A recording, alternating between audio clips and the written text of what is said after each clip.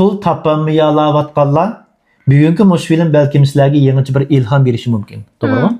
Ham Pashaxon bir ashka bo'lib qoldi. Mush pul bilan psixologiyaniki munosabatini tadqiq qilib saramab qoldi. Qo'lga bir kitob chiqib qoldi. Mush kitobni kunda ko'ryapsiz, kunda men bilan birga munozara qilyapsiz. Bugun mush to'rdashlikqa oddiy bir 5 minutlik javherni bir ambahirlab beqing. Bo'ldi, men shu necha vaqtdan yaxshi his qilganlarimni bir fejan qilib berayin. Ham sizdan bir savol so'rayman. Sizcha pul tepish muhimmi? Yoki pul xarjlash muhimmi? Kishiga pul tepish muhim. Yana birisi, pul tepish muhimmi, pul jug'lash muhimmi? Pul yig'ish muhim, pul bo'lsa andin bo'lishlar.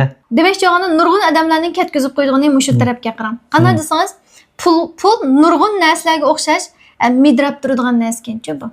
Aylanib turadi ekan. Bunda yo'g'ilishib, bunda aylanib turadigan narsa ekan. Bu chiqib turdi ekan, kirib turdi ekan, chiqib turdi ekan, kirib turdi ekan. Endi nurg'un odamlarningki kallasida pul chiqib ketgan degan qaytib kelmaydi-ku. Bularning pulni yig'ib olishlik sabab shu. Midirg'il qo'ymaslik sabab shu. Ikkinchisi pul topolmaslikdagi bir zo'r to'sqinlikmi shu. Qanday desangiz, butun zehni ma'lum puldan xo'shallik qilish emas. Mushu yig'ib olgan pulini qanday qilib shu ketmisi ekan deb siqqancha ma balaning xajlaydigan yeri jiqlab ketib, ma qo'lidagi pulni tugab ketib qolgancha. Endi mening tadqiq qilishimcha, bu pulning birdan-bir roli bor ekan. Bizni baxtga erishtiradigan, mushu baxtni bizga huzurlantiradigan bir qurol ekan bu. Oxirgi maqsad emas. Ammo bizning to'liq vaqtlarda oxirgi maqsad qilib olamiz-ku. Hatto pulni deb o'zimizning baxtni, nurg'un narsani vayron qilyapmiz. Ammo bunda odamlarning yenda pul jiq turmaydi ekan. Ham pul uzun turmaydi ekan. Masalan, nurg'un baylar bor, bay deb qaraymiz, ammo oilasi nurg'un ishlar bor, baxtsizchu. Bularning qo'lida pul turmaydi ekan bilyapsiz. Yo kasal bo'lib tugaydi ekan, yoki balları bo'lishib o'lib tugaydi ekan, yoki bir yerda qo'yilib ketib tugaydi ekan. Ammo uzun mezgil shunday rahat pulning huzurini surayotgan rasmiy ishchidan baylar bu pulni bundaq yig'ib oladigan narsa emas. Yoki yo'qolib ketadigan narsa emas. Buni uzilmay shunda aylanib turadigan narsa deb o'ylayotgan-ku. Ham bunday odamlarningki umumiy alaylikni nima ekan desangiz, birsi mushu o'ziga pul xarjlashdan qat'iy qo'zqalmayotgan-ku buning. Ay o'zining erishkisi narsa bo'lsa, mushu narsani olsam men xush bo'laman deb cho'qilmadi ekan. Endi bu boshqalarning bir g'ayri ongli-ku. Amaliyotda oshtaxga qarang. Yana birisi boshqalarga pul xarjlashdan bu qat'iy qo'zqalmaydigan. Nimishqa desangiz, nurg'un odamlar nimishqa o'ziga pul xarjlashni xohlamaydi. Chunki o'zimni arzimayman deb o'ylag'ashqa pul xarjlamaydi-ku. Endi bizning barliq faoliyatlarimiz amaliyotda o'zimizni baxtga erishtirish. Ya'ni biz psixologiyada so'zlayotgan mushu yoshirin ongning barliq funksiyasi mushu odamning shaxsiy odamning xushalligiga erishtirish-ku. Ammo siz pulni o'zingizga xarjlamadingiz. Yo'qolib ketadi bu, ham men arzimayman deb o'yladingiz. Demak, siz bu yoshirin ongningki mundaq qonuniyatiga dal qarshi-ku. Shuning bilan bu yoshirin ongingiz buni nima deb tarjima qildi ekan desangiz, bu o'ziga pul xarjlasa xo'sh bo'lmaydi ekan. Unda o'zi xo'sh qilish uchun bu pul topsa bo'lmaydi bu. Qarz bo'lish kerak. Qarz bo'lish kerak bu. Chunki pulni o'zi xarjladi, xo'sh bo'lmadi. Unda qo'yganki sizni qanday qilib xo'sh qilamiz? Pul topolmasangiz xo'sh bo'ldi ekan deb tarjima qildi buni. Kasal bo'lish kerak bu. Kasal bo'lish kerak, qarz bo'lish kerak, boshqalarga berish kerak. Endi siz boshqalarga bersangiz xo'sh olmaysiz. Masalan, men sizga bir narsa berdim, lekin men xo'sh olmadim. Endi bu yoshirin ong yeni tarjima qildi ekan. Bu boshqalarga birini bersam xo'sh olmaydi ekan bu. Unda bo'lsa buning boshqalarga beradigan pulni qisinglar. Degandan siz pul topadigan doirangiz yana tarayib ketadi ekan. Bu nima ish ekan desangiz, pul aylanib chiqish uchun siz o'zingiz xarjlasangiz, bu hisobda sizning ombiringizga kirdi. Yoshirin ombiringiz hamma xo'sh bo'libdi deb tarjima qildi. Siz boshqalarga qo'sqingiz og'irmay xarjladingiz. Bu pul ravon chiqdi demiyatchi, menda bir cho'glash bo'ldi. Endi yoshirin ongda bu pul topsa xo'sh bo'ladi ekan, bu pul xarjlasa xo'sh bo'ladi ekan, qo'polunda pul topamiz deblam shu sizga har qaysiyatni omad yoki dadangiz berayotgan, akangiz berayotgan, ochingiz berayotgan taraf-tarafdan keldi ekan. Bu nurg'un odamlar men mani qilib pul topaman deydi-ku. Amaliyotda bu pul bunda emas. Bu pul siz qilayotgan yerdan kelishini atayin.